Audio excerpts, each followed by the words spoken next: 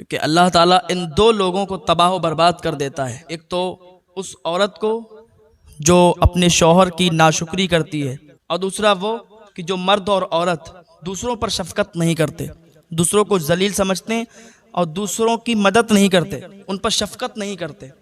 हज़रत ईसा अलैहिस्सलाम, अल्लाह ताला ने इम्तिहान लिया हज़रत ईसा अलैहिस्सलाम का। हज़रत ईसा अलैहिस्सलाम जा रहे थे रास्ते से, अल्लाह ताला ने हज़रत जिब्रील और हज़रत मीकाईल अलैहिस्सलाम को भेजा। हज़रत मीकाईल को एक चिड़िया की शक्ल में भेजा, हज़रत जिब्रील को शाहीन की शक्ल में भेजा। शाहीन ने चिड़िया को शिकार करने के लिए उसको दौड़ाया, शाहीन चिड़िया को खाने के लिए उसके पीछे भागा। चिड़िया भागती भागती हज़रत ईसा अलैहिस्सलाम के पास पहुंची।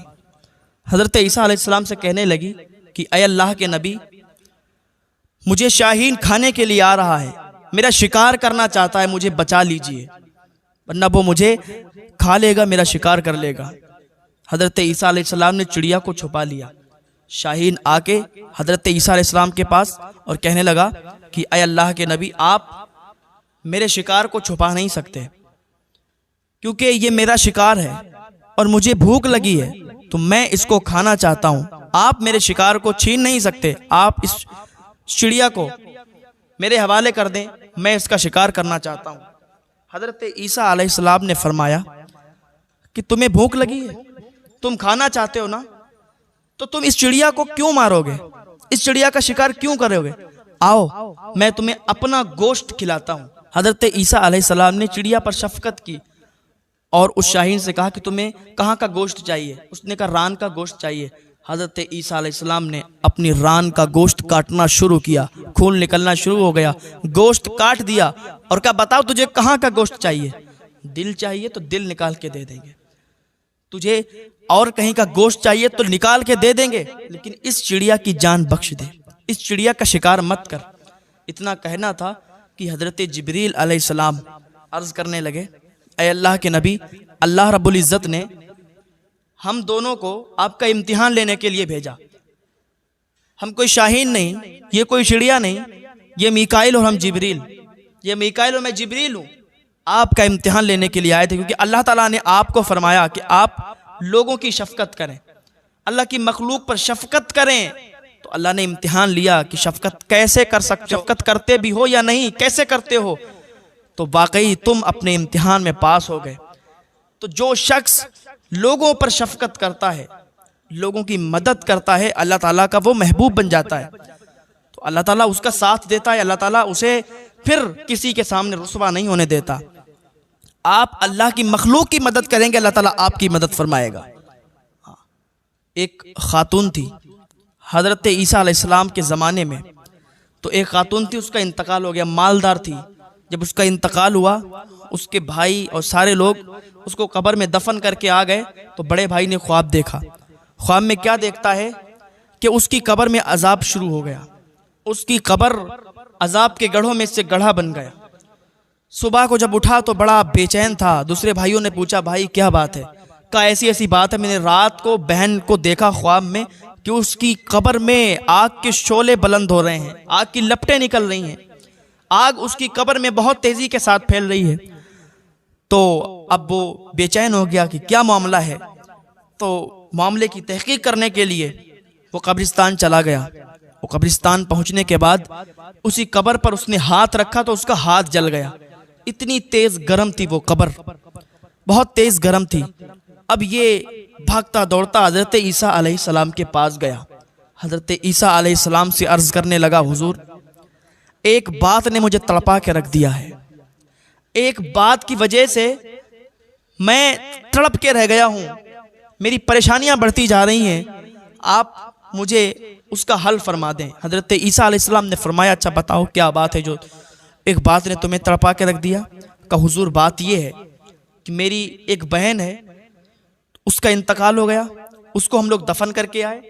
अब मैंने ख्वाब में देखा कि उसकी कब्र में आग के शोले बुलंद हो रहे हैं, आग की लपटें आ रही हैं, तो मैं उसको चेक करने के लिए कब्रिस्तान चला गया। मैंने कब्रिस्तान जाके उसकी कब्र पर जब हाथ रखा तो खुदा की कसम उसकी कब्र इतनी गर्म थी कि मेरा हाथ जल गया।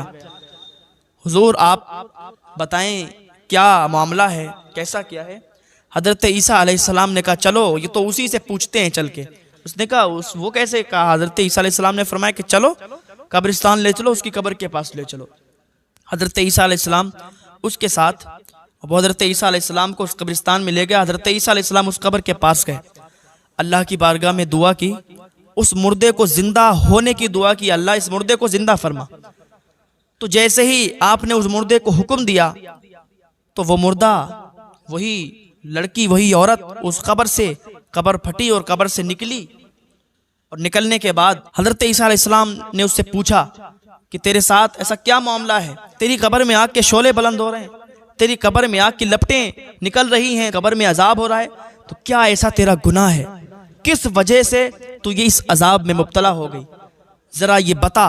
तो जैसे हज़रत ईसा अलैहिस्सलाम ने पूछा तो वो कहने लगी अल्लाह के वास्ते 2 गुनाह कभी मत करना, 2 गुनाह कभी मत करना। हज़रत ईसा अलैहिस्सलाम ने फरमाया कौन से गुनाह।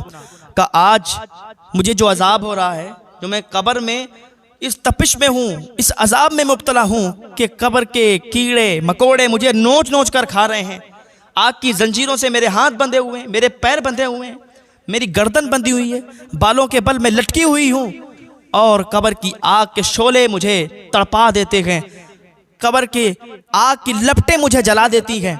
तो ये अजाब इस वजह से होता है। मेरे 2 गुनाह थे। का एक तो मेरा गुनाह ये था कि मैं अपने शौहर की नाशुक्री करती थी।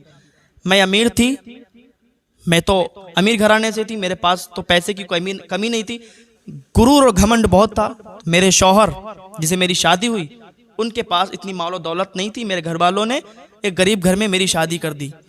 तो मैं उनको अपने धौंस में रखती थी। वो मुझसे कोई बात कहता तो मैं उससे 2 बातें कहती और मैं उससे कहती थी कि नहीं, मैं तेरा हुक्म नहीं मानूंगी, मैं तेरी नाशुक्री करूंगी, तू जो मुझे कहेगा मैं तेरी बात पर अमल नहीं करूंगी। तो मेरा शौहर मुझसे जो भी कहता मैं उस बात पर अमल नहीं करती थी। मुझे जो काम देता मैं उस काम को करती नहीं थी। मैं उसको बार बार ताना देती थी कि मैं तो एक रईस खानदान से हूँ, मैं तो एक बड़े खानदान से हूँ, तुम मेरा क्या कर सकते हो, क्या कर लोगे।